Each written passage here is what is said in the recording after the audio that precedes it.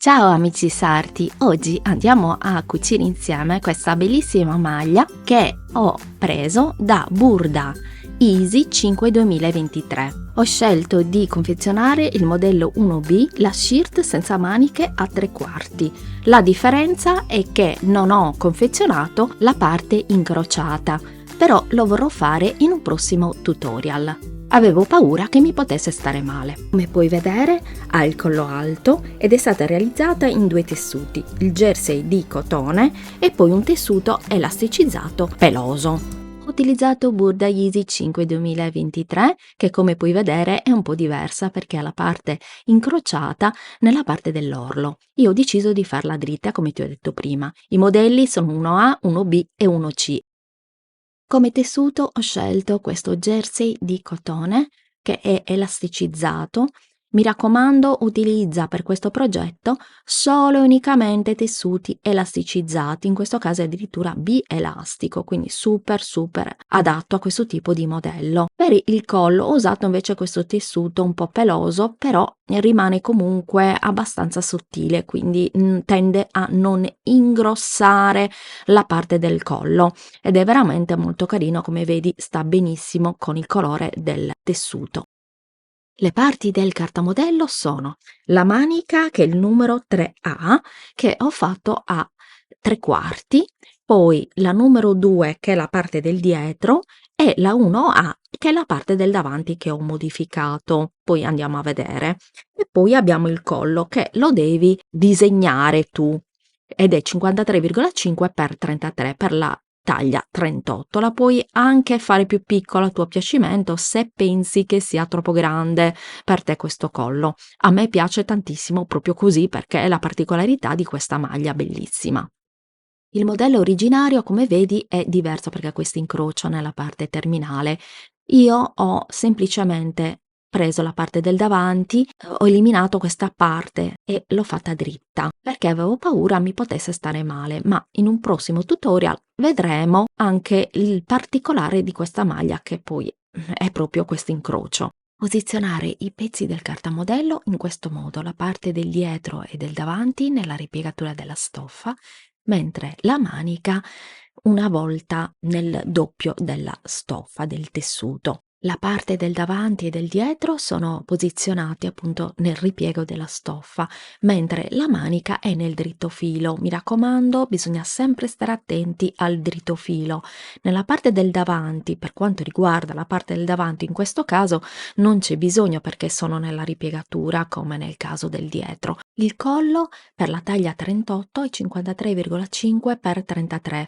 Ovviamente puoi modificarlo a seconda dei tuoi gusti e delle tue esigenze. Taglio la stoffa in questo modo, quindi avrò 4 parti del tessuto e utilizzo questo attrezzo che ti voglio far vedere, un porta-aghi che si chiude e questo è utilissimo quando si hanno gatti in casa o animali che potrebbero farsi del male. Sono del parere che passare i fili lenti o marche sia il modo migliore per parti più delicate della manica, come i giromanica, come il girocollo e come le maniche stesse. Io passo sempre i fili lenti o marche perché è un lavoro a mio parere più rifinito. Ed ecco qui tutte le parti che sono state aperte della mia maglia. Abbiamo le due maniche, abbiamo il davanti, il dietro e il collo. Inizio a cucire le spalle, sia destra che sinistra.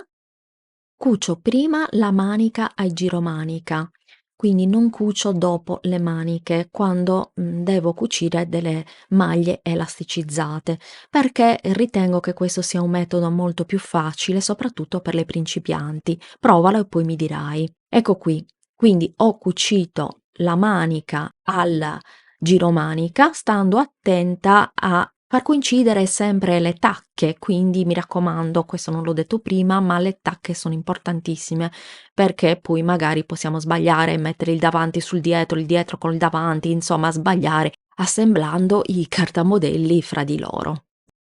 Prepariamo il collo. Lo apro e lo devo girare facendo coincidere le parti più corte in questo modo e poi lo passo in taglie e cuci. Io lo cucio in questo modo, ma puoi utilizzare anche una macchina per cucire. Io ho utilizzato la taglia e cuci, lo rigiro verso il dritto in questo modo e lo appunto bene con tutti gli spilli in modo tale che non si muova, in modo tale da bloccarlo. Qui io ho utilizzato un tessuto un po' particolare perché è un tessuto un po' pelosetto, magari se tu usi un tessuto diverso, magari ti verrà anche più facile e più semplice. Attacchiamo il collo alla maglia. In questo caso io lo faccio prima di cucire i fianchi, quindi faccio coincidere lo scollo con il collo, lo fisso tutto con gli spilli. Dopo che metti gli spilli ti consiglio di fare un'imbastitura se non ti senti sicura, se sei ancora una principiante. A me non serve fare questo passaggio, per cui te lo dico, ma non lo faccio. Andiamo a cucire questa circonferenza o in macchina per cucire oppure in taglie e cuci. Io ho deciso di fare questa maglia tutta in taglie e cuci. Ora dobbiamo cucire i fianchi, finalmente direi.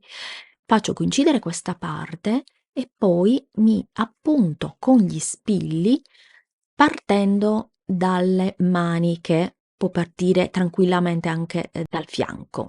Posiziono tutti gli spilli e poi vale lo stesso discorso di prima, se sei una principiante ti consiglio di imbastire tutta questa parte perché andrai più sicura, insomma, sempre imbastire. Ora cucio la parte dei fianchi e anche la manica compresa, anche in questo caso o in taglia e cuci o con la macchina per cucire. Io utilizzerò la taglia e cuci. Utilizzato questa taglia e cuci della Neki NL11C che trovi nel sito www.nekishop.com. Se hai bisogno di informazioni contattami in privato, sotto trovi tutti i miei recapiti perché potrò consigliarti per la macchina più giusta per te. E mi raccomando, c'è anche un codice sconto, non dimenticarlo. Cucio quindi tutte queste parti in maniera molto facile con questa macchina che è un trattorino, è veramente bellissima e ha anche la possibilità di togliere il braccio libero, per cui è facilissimo cucire anche le parti più difficili. La maglia è stata tutta cucita, adesso dobbiamo rifinire i margini che io ho girato circa 2 centimetri e ho imbastito sia dell'orlo e sia delle maniche, che ovviamente sono elasticizzate, quindi ci vuole un metodo particolare, ce ne sono due.